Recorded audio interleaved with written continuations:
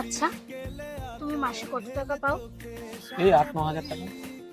শোনো, আমি যদি একটা বাড়ি কাজ করে 2,000 টাকা পাই, তাহলে 5টা বাড়িতে কাজ ধরলে হবে 10,000 টাকা। তোমার 10,000 টাকা, আমার 10,000 টাকা মিলে হলো 20,000 টাকা। মাসে পাই লক্ষ্মীর ভান্ডার থেকে 1,000 টাকা, তাহলে 21,000 টাকা।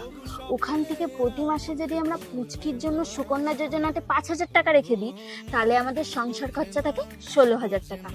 আর দুর্গাপুজো, কালী পুজোতে যেই বেশি টাকাটা পাবো, ওটা দিয়ে তোমার জন্য একটা সেকেন্ড হ্যান্ড মোটর সাইকেল কিনবো।